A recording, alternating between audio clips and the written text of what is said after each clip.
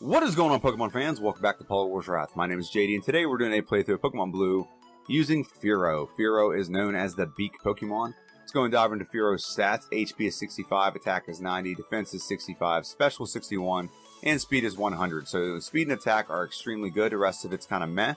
Our level up moveset is as follows. Peck, Growl, Leer is what we start the game with. Peck is a stab move, so it's super effective. Fury attack has a short shelf life, but we do use it. It's also stab.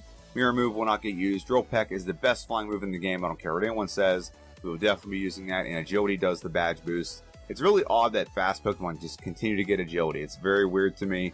Let's go over the TM moveset. And this is where I think this Pokemon has a huge disadvantage over the first two Pokemon we played through. We're playing through a series where we're figuring out who the best flying normal type is in Generation 1. And the first two Pokemon were Dugtrio and Farfetch'd. Both of them had Body Slam. Dugtrio had Tri-Attack, which was a huge advantage for it. And Farfetch'd had Swords Dance, which is its huge advantage. This Pokemon does not have a huge advantage, but it does have an advantage over Pidgeot, which we're playing through next week, which is the fact it gets Drill Peck. Drill Peck is, to me, is the best flying move in the game. And as you look through its moveset here, the problem with the flying normal type is there's not a lot of move diversity, which the other two Pokemon had compensation. This one does not. So this is why Fearow, I think, is going to be third. I play through an order of how I think they're going to end up. That way, the one I think is going to be last has every advantage possible to make it the best run they can do. And Fearow has a little bit of advantage over the other two because I played through Fearow twice before on this channel, long time ago. But I actually started out as Spearow, not Fearow. So not quite an advantage, but I do know where it's going to struggle. And when you look at its level up moveset, or I'm sorry, TM moveset, you're going to see only like one or two moves we can really add via TM. Razor Wind, Whirlwind, Toxic, and Takedown are not going to be used. Double Edge and Hyper Beam will definitely have to be used for this Pokemon.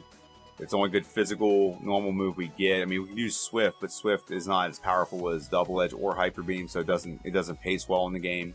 And then Rage, if we got it early, it might be okay, but not good.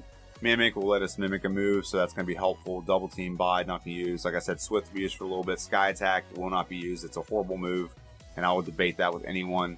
It's not horrible, but it's not the best move. I'd rather just use Drill Peck. It's more reliable. Rest, maybe Move Substitute won't be used, and Fly will not be used because we have Drill Peck.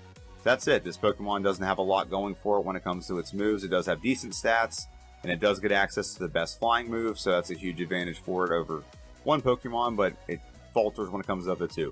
Let's dive into this playthrough. So, for starters, showcasing the stats right there, I already went over. Then we're going to dive into our battle against our rival.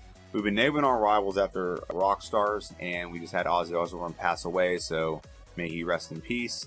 And we named our Pokemon Launchpad. If you know what that's from, comment down below. He was in two amazing shows when I was a kid. And we're going to knock out the Charmander. We named our rival Axel after Axl Rose from Guns N' Roses. And we're going to move right on to this next area of the game. We're going to face some bugs. Now, we have an advantage here. We are flying type. We have Peck. And we're going to go, we should, pretty much obliterate these bugs. We're not going to one-shot because our stats aren't high enough yet. But we are going to knock them out nonetheless. Now, here's an advantage this Pokemon has, like I said, over Pidgeot. Pidgeot does not have a flying move early. It has Gust, and in Generation 1, Gust is considered normal, not flying, which does not make sense to me, but it has it nonetheless. And what we're doing now is getting as much experience as we can. And what I realized with this playthrough is whatever order we do this in, it's not going to slow us down.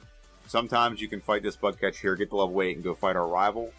Okay, but in this circumstance, we're going to go fight this bug catcher. It's not going to matter. We cannot...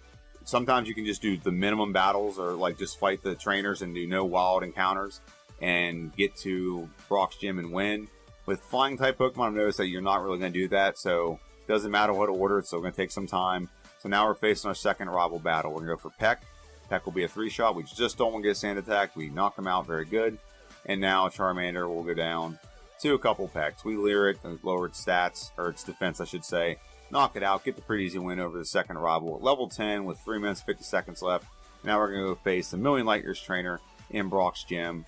And yeah, he's going to be a cakewalk. And the only problem we can have here is the Sandshrew. The Sandshrew has Sand Attack, and we are holding on for dramatic effect.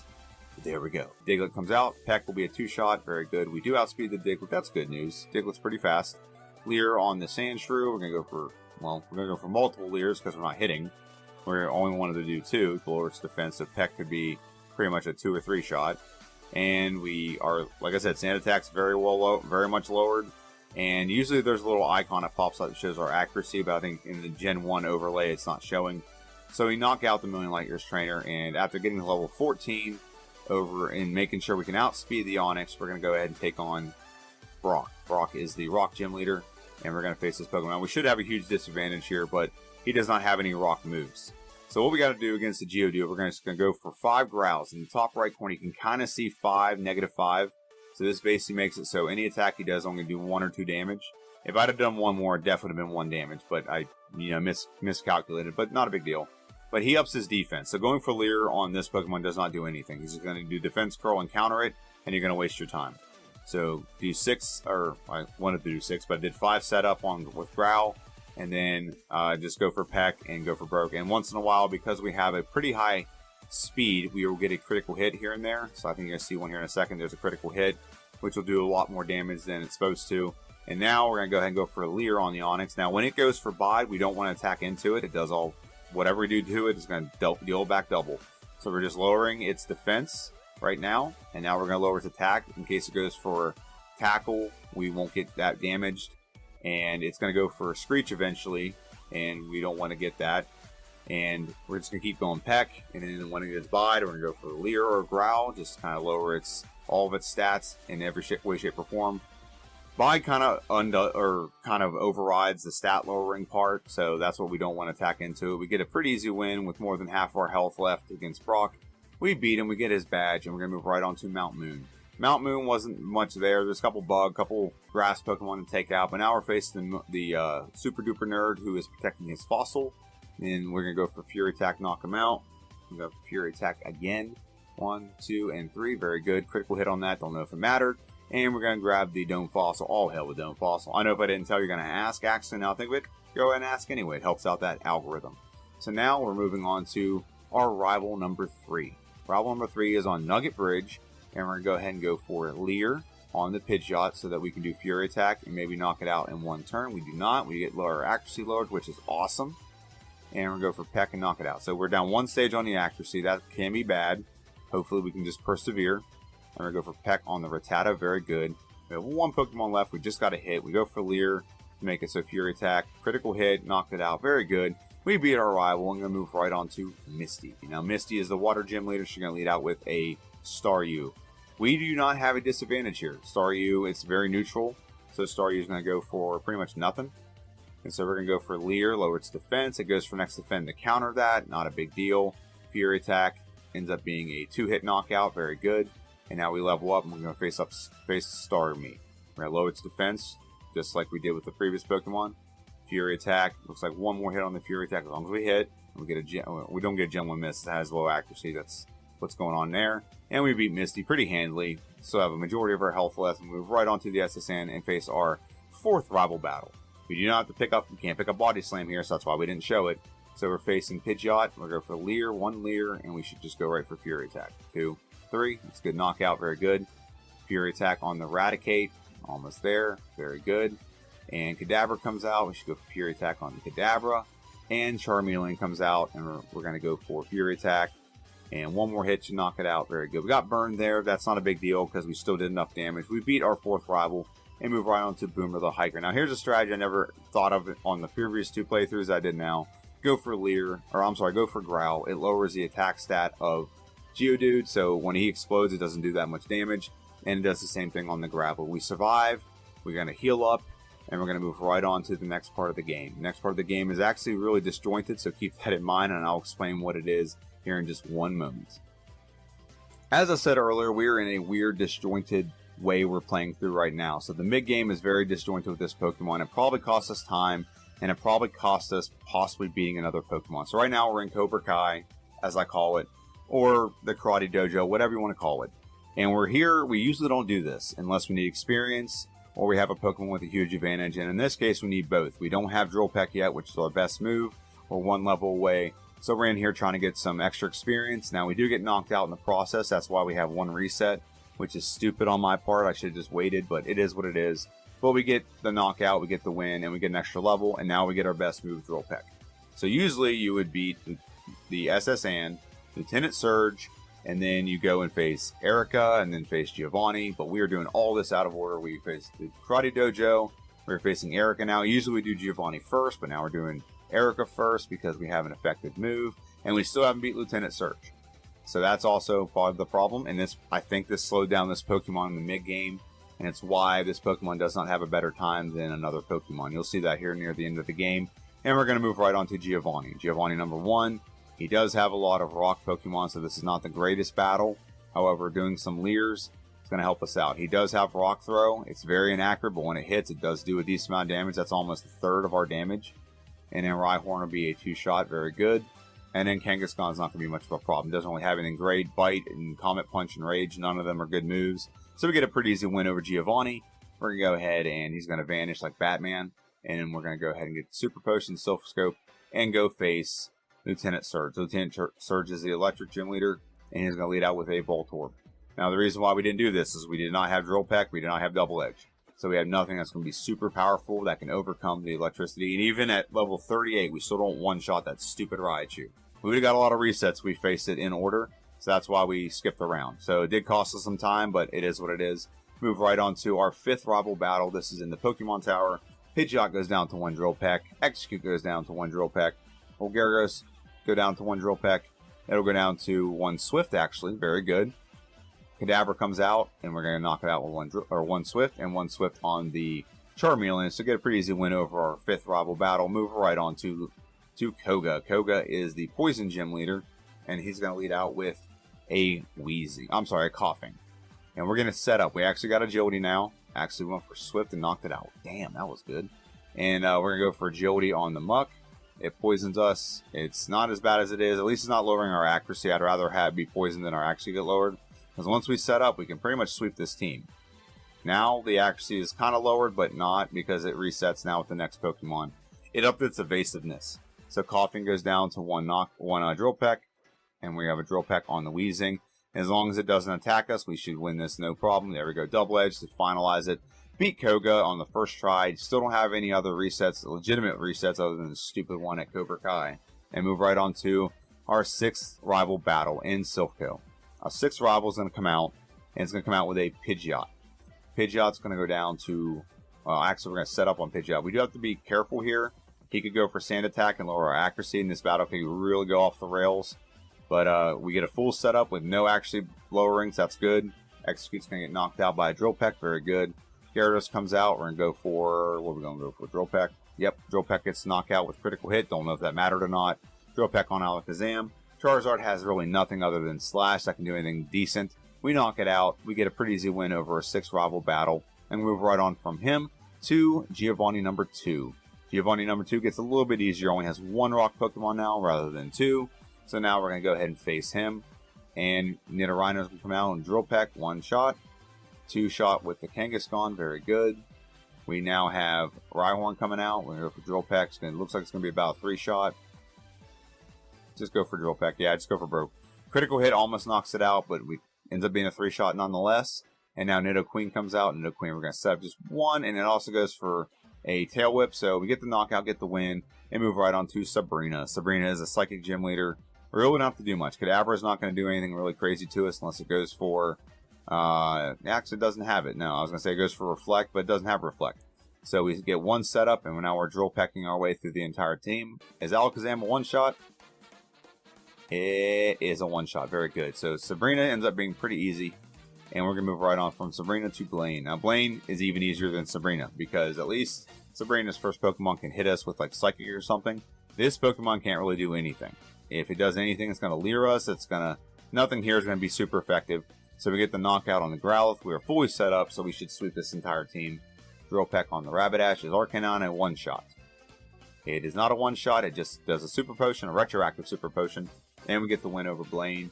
Knock him out and move on to our final Gym Leader, which is Giovanni number 3. Now, this Gym Leader can be very difficult if you don't know how to prepare for it. So we're going to set up first. It really can't do much to us. We outspeed it, so Horn Drill is not useful. Stomp could be bad, but with our setup, our defense becomes a little bit better. So Drill Peck looks like it'll be a 3-shot. Even with a critical hit, still a 3-shot. So now with Dugtrio, what we're going to do is we're going to mimic Dig. Dig is going to be a very effective move against a lot of the Pokemon here. Drill Peck will knock out the Dugtrio. Knock out the Nidoqueen with Drill Peck. No, she's a bulky girl. She survives. And then Nidoking comes out. We're going to go for Dig on the Nidoking. Knock it out. and we have one Pokemon left. That's really why we got Dig, is because, yeah, we got critical hits, so it skipped over our stat bus, but we'll take the knockout with Drill Peck, get the win over Giovanni, and that moves us on to our final rival battle for the Elite Four. He's going to come out with a Pidgeot. Now, Pidgeot no longer has Sand Attack, so we can go straight for a setup and sweep. First move, Agility 1, Agility number 2, and Agility number 3. Got our attack stat over 200. That's going to be very useful, and I wasn't paying attention, so I went for a third one.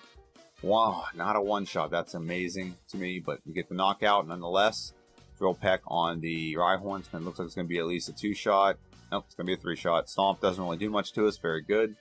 And now we have the rest of the Pokemon should be pretty easy. 1-shot on the Execute. 1-shot on the Gyarados. Not a 1-shot. Survives. That critical hit's really killing us right now.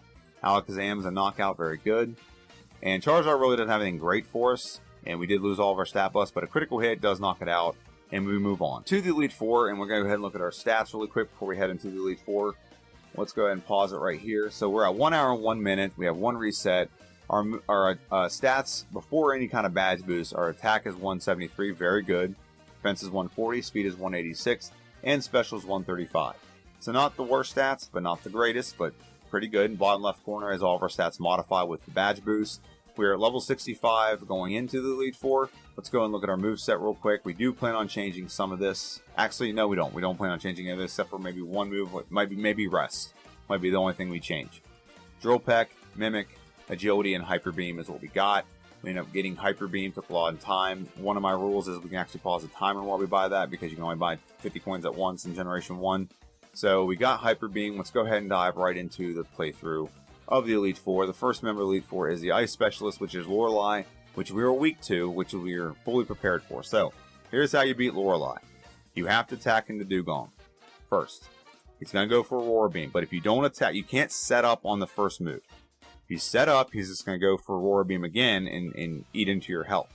If you attack him, though, and put him in the healing range, what he's going to do next is what he usually does, goes for Rest, and now we've done one Agility, so now we can set up, and we can also go for Rest ourselves, or Mimic Rest. Okay, we need one more setup. He's going to wake up, go for Hyper Beam, knock him out. Very good. Now, Oyster comes out. Hyper Beam, we're set up. It's a one-shot with Hyper Beam. Slowbro comes out. It's a one-shot as well. Critical hit. Don't know if it mattered. We're going to go for Hyper Beam on the Jinx. And we don't get hit anymore, so actually mimicking Rest was kind of pointless. We could have gone for one more setup. Nonetheless, we get a pretty easy win over Lorelei. Now, I'm going to tell you this right now. I played through, like I said, I played through Spearow twice before on this channel. That battle was a pain in the you-know-what, because I couldn't figure out the strategy. I was trying to set up early, then I was trying to mimic Rest, and it would just growl a lot. It was, so many things went wrong with that battle, but that was like perfect execution of the strategy to beat Lorelei. Moving right on to Bruno. We don't talk about Bruno very much, but he is a karate. He's a fighting Pokemon. He has a lot of them, I should say. And we're going to go against Onix, get a full setup. We're going to go ahead and go for Drill Peck. It looks like it's going to be a 2-shot. And we should be able to sweep the rest of his team. We're going to mimic Ice Punch off of Hitmonchan just so we can knock out the Onix in one go. That way nothing crazy happens with Onix. Usually it's kind of a garbage Pokemon usually, but just to be safe. We'll go for Ice Punch on the Onix. And one more Pokemon Machamp. Is it a one-shot? It is a one-shot. Very good. Get a pretty easy win over Bruno. We don't talk about him very much. Move right on to Agatha and her Lottery. She can confuse you, poison you, put you to sleep, and paralyze you. So we're going to go ahead and face her. And the first attempt, I think this one goes sideways if I do remember. We're going to go for Hypnosis. Hypnosis is going to help us set up on the Golbat. Okay, Agility 1, Agility 2. And we're going to go for Hypnosis again, Agility 3. It looks like we're actually going to be able to set up fully and then sweep the team. Drill Peck on the Golbat, very good. Gengar comes out, Drill Peck on the Gengar. Drill Peck on the Haunter, very good. We have 2 Pokemon left. Will Drill Peck one-shot the Arbok? It does. And I think it's going to one-shot the Gengar as well. Oko, as they say. That's an Oko. One-shot, one-hit knockout. Not one-shot, no. Oshko. That's what I call it, Oshko. One-shot knockout. So now we're facing Lance, the Dragon Gym Leader, or Dragon Specialist, and he's going to lead out with a Gyarados. We're going to go for a setup, and we're going to go for Agility. He did Leer us, so it did drop our defense, but it upped our attack stat and all of our other stats as well. And now we're going to go for Hyper Beam, and hopefully we have enough to sweep. We have our stats boosted pretty well. There we go. Aerodactyl comes out next. And if we get hit by a Rock Slide, it could have taken us down. It doesn't have Rock Slide. It's not Generation 2. So all we got to do is hit it, and we're not going to because we got confused. That's awesome. So there's our second reset of the playthrough. and it's just because we got confused. Agility on the Gyarados, agility one more time, one more agility, fully set up, we should be able to sweep now.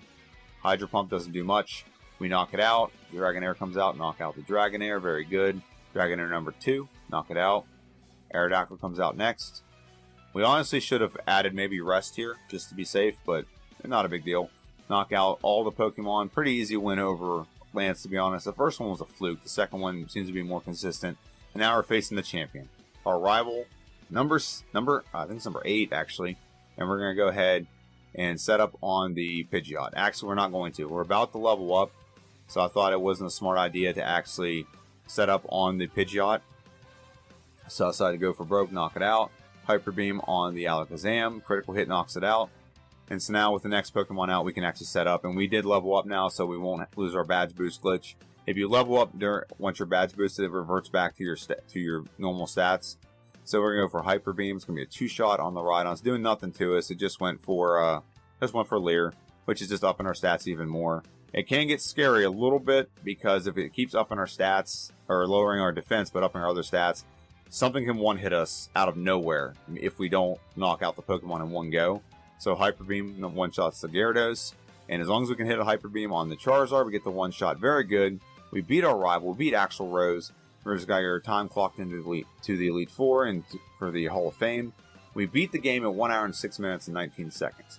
Here's what I mean by like our time was like screwed up, because this is only like 50 seconds slower than Farfetch'd. So there could have been some things we did in the mid game that could have made this more efficient. And as we look at the leaderboard that we have right now, Farfetch'd is sitting there at under sub 70, which is under 1 hour and 10 minutes, but over 1 hour and 5 minutes. Where does Farfetch'd land on this list? He lands right here. So he is right next to...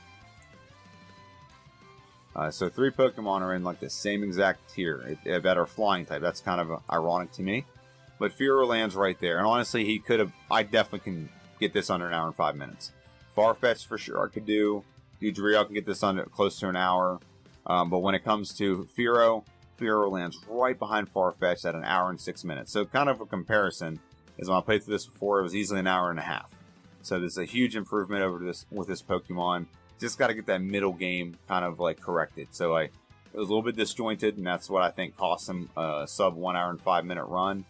And if I did it again, I definitely could fix that. So let's go to our main slide, and we'll end this video with something real quick. I don't know if I mentioned this in the beginning, but I'm gearing back to content on this channel. This is a Friday. I usually post Pokemon Blue videos on Wednesday, but we're doing this on a Friday because I have to gear back to content. Depriving myself of sleep for the last 2 years to try to make this channel, pop, and it hasn't yet, and the views aren't there. I still want to finish the series because I don't like things uncompleted. I still will do Generation 2 content. It just won't be every week. It might be once a month. So that's what's going on with this channel. It's kind of the announcement that's going on. But let me know what you think in the comment section down below about this video. Do you think Pidgeot will be better? What do you think I could do better with this one? The feedback really helps, and if I'm not getting feedback, I can't improve the channel. So I really ask that from my viewers. If you like this playthrough and you like to see more content and you want others to see the content so the channel can grow, like, comment, share, all those things help. Have a good one. I'll see you guys next time.